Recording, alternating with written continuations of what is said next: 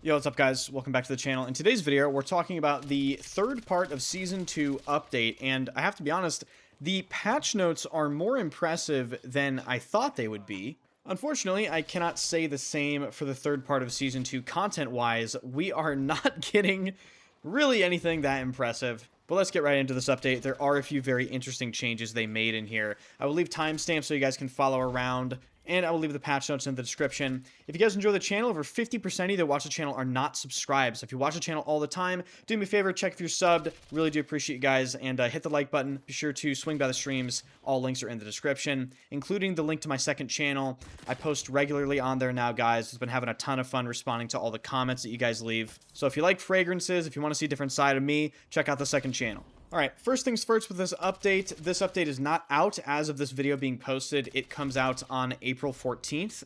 In terms of tangible items that are being added to the game, we have a new vehicle called the LTV. It looks to be some sort of transport vehicle. Here's a picture of it. And then we have the Ripper 14-inch machete. Yeah! I mean, they're working hard in the office nowadays with this game, aren't they? That is some stellar content. Jokes aside, there are some pretty notable things being added in this season when it comes to limited time modes. First of all, there is another limited time mode called Operation Augur, and yes, you are thinking correctly, this is going to be a return of Battlefield 1 operations. It is about all-out warfare across two separate phases. Similar to the way Battlefield 1 operations was, it starts on Contaminated, and then the fight for Hagenthal Base continues. This mode does sound cool, but it is a limited time game mode, which means if people really end up enjoying it and then it goes away, I can only imagine that's going to piss people off. Especially because it's operations, and we all know how popular that game mode was in Battlefield 1, and even in Battlefield 5, which wasn't even as good as Battlefield 1's version. Alright, moving on to the patch notes and some of the major changes they made in this update. Getting some of the lengthier and miscellaneous sections out of the way first. UI and HUD, menus, challenges, loadouts, end of round screens, localization, store presentation, and battle passes have all seen their readability and clarity drastically improved. And again, the patch notes will be linked in the description. There are probably over 100 individual changes they made to improve all of those separate areas. The same thing can be said for the Portal, AI, audio, and settings sections. They say bot support has been expanded across multiplayer and operations. Portal tools and web app behavior have been improved. Audio has received further polish, and new controller tuning support has been added through the Dead Zones draw tool. Covering audio specifically, they say audio has been improved, but if you actually read the audio section, there aren't any massive footstep improvements. It is basically a nothing burger. So don't boot up this update expecting drastically improved directional footstep audio. You will be disappointed. Moving on to some of the very specific changes, starting with the player section of the changelog. Lasers and flashlights now enter a short cooldown after repeated rapid toggles to prevent input spamming. I don't really know why they did this, but I guess it is to prevent people from spamming the flashlight like a strobe light. Technically, if you were fast enough or have some sort of weird keybind setup, I think you could do that, but now you can't. Moving on to some networking and hit registration improvements, it's no secret the netcode in Battlefield 6 has been a very, very large topic of discussion ever since the launch of the game. The first important thing they list here is grenades are now correctly dropped if a player is killed while preparing a throw. This can result in situations where you kill an enemy player that is just in the grenade throwing animation, he drops the grenade in a room full of other enemies, and then you get all the kills for that grenade that you just dropped. Another important thing that they kind of emphasize in this specific netcode section, they worked on the hit damage feedback. So they said, hit damage feedback audio now plays more promptly when taking incoming fire. Incoming hit audio has been fine-tuned, so quick consecutive hits are clearer, especially during engagements against high rate of fire weapons. This is basically going to make dying to weapons like the Cord make more sense, because high RPM weapons, they won't sound like a single sound anymore. You'll actually hear getting hit by the individual bullets. They go on to say that network bandwidth usage has been optimized so more weapon data can be sent in a single update. Projectiles will no longer occasionally spawn at the wrong height during stance transitions under poor network conditions, which could previously lead to shots not registering. And probably the most interesting change of this entire section, Trade kill distance has been reduced from 30 meters to 50 meters to reduce cases where damage could be rejected during mid-range engagements. This change, as far as I understand it, effectively eliminates trade kills below 50 meters.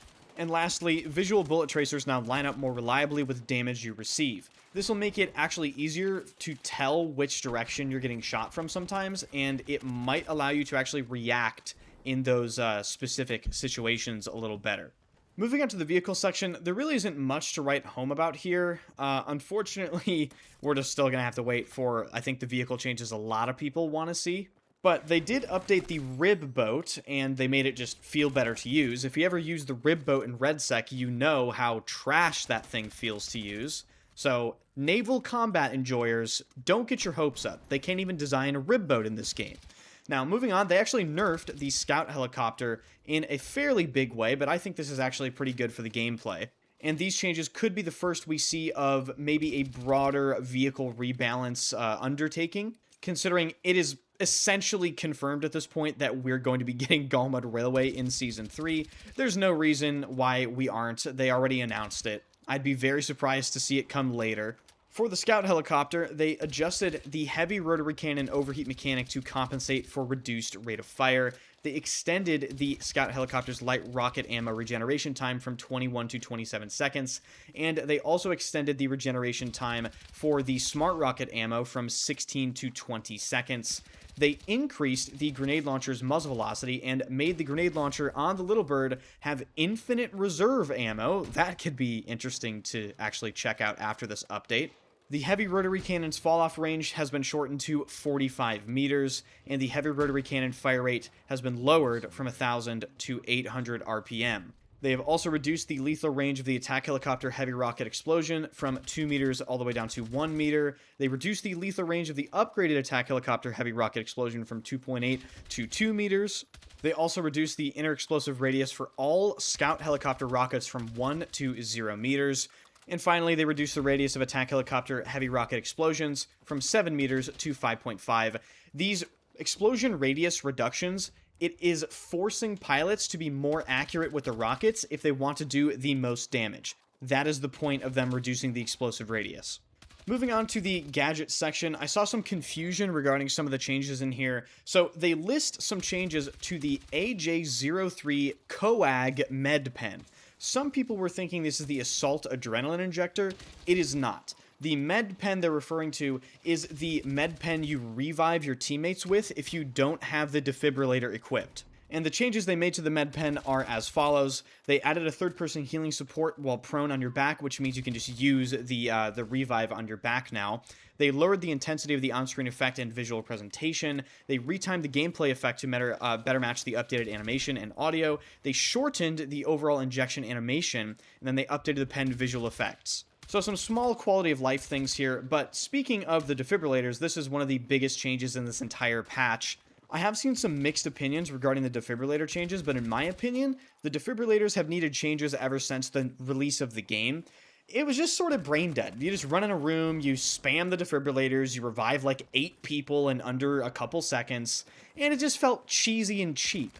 Here's what the developers had to say about the defibrillator changes. This update brings a meaningful balance pass to the defibrillator, aimed at improving game flow and overall combat pacing while keeping revives impactful and rewarding. After reviewing its behavior over the past few months, we found it was too easy to revive multiple teammates in quick succession with minimal risk. Our goal is to preserve these clutch moments where you can get your squad back on their feet quickly while encouraging more deliberate use. To support this, the defibrillator now uses a charge system similar to earlier Battlefield titles, starting with 3 charges that allow for a few rapid revives before needing to recharge. Revive health scales with the charge time, 50% instantly, ticking up 10 per 10%, up to 100% while fully charged. A new UI indicator shows your charge progress to help you time revives effectively. In addition, the health given with the charge duration can also be dealt as damage against enemies. This means you can use the defibrillator to one-shot kill enemies once again. In terms of specific changes, the damage of the defibrillator now scales from 50 to 100, of course 100 meaning full charge. They fixed cases where downed players could actually not be revived when pressed up against corners or when lying on staircases. The full charge time of the defibrillator has been nerfed from 0.65 seconds, and it is now 1 second, so an increase seen there. I already mentioned the defibrillators have 3 charges, but one of these charges can be restored every 4 seconds. And lastly, the rate of fire of the defibrillator has been reduced, which is kind of funny to say, but this means the defibrillator is now less spammable. Overall, I really enjoy these changes. I think Battlefield 6 is just going to be a better game as a result. Moving on to the weapons section, unfortunately there really isn't a lot in here. However, they did fix a bug with the brand new 35.1x thermal sight, and guys, it actually was recoiling lower than intended because there was a bug with the camera recoil. They also are going to make hollow point and synthetic tip ammunition cost less on most weapons. I wish they gave us specifics as to how much hollow point and synthetic tip are going to cost now. In my opinion, this isn't the ideal solution. Ideally, there isn't supposed to be headshot ammo in the game at all, and then they would increase the headshot multiplier as a baseline.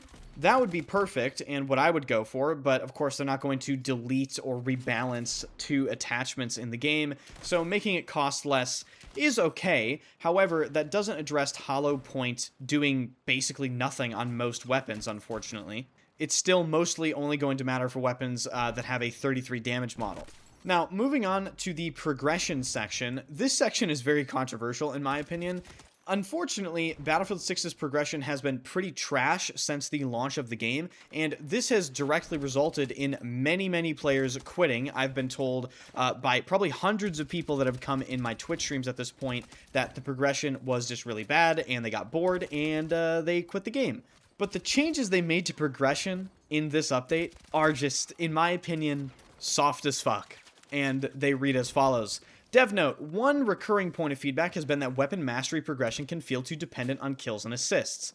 Players who spend a match repairing vehicles or supporting their squad are still contributing in meaningful ways, but that contribution has not always been reflected clearly in progression. To address that, we've added a time-based component to weapon mastery progression. Players will now continue earning progress through active use, even when they are not regularly securing kills or assists. XP earned from kills and assists is unchanged, making this an increase to the overall earn rate rather than a reduction or replacement of existing rewards. So let me get this straight. Instead of reducing the kill requirements for the weapon masteries inside of Battlefield 6, they made it so you can technically master a weapon without firing a bullet? In an FPS game? This is where I draw the line, man. I don't care what your playstyle is. If you want to rank a weapon up, you have to use the weapon. Like, what is the fucking point of having weapon mastery when you can sit in a tank gunner seat and technically master a weapon that you have equipped? So in my opinion, they just took the wrong course of action here. Just reduce the ridiculous kill requirements to master a weapon, DICE. I think it's still something like 1,000 kills. So I don't know, you guys are going to have to let me know what you think about this change, or addition to the game, rather. Now, there are some notable things that are listed below this. They adjusted XP earn rates across multiplayer modes by roughly 5 to 10% to bring them closer in line with one another. And then, again, there are just a metric fuckload of challenge corrections and a ton of other things mentioned in the progression section that aren't necessarily really important. They are more like just quality of life / bug fixes. Moving on to the final section, the RedSec changes. They added a new training path, Hazmat Breacher, for the Assault class in the Battle Royale. They also made some new additions regarding strike packages. They added a new high-value strike package called the Armor Drop, which of course drops armor plates. And they adjusted the high-value strike package spawn chances to account for the new armor drop. Other than that, it's just a bunch of miscellaneous map corrections regarding Gauntlet and the Battle Royale, and some very small, specific audio tweaks. And that is going to wrap this up. Once again, this patch releases April 14th. If you found this video informative, be sure to hit the sub button, hit the like button, swing by the streams, and of course check out my second channel. That will be in the description and the pinned comment. Let me know what you think about all this stuff, guys. Whether or not you think this is a good update, W or L, you know. And yeah, thank you guys so much for watching. I'll see you guys in the next video and hopefully the next stream.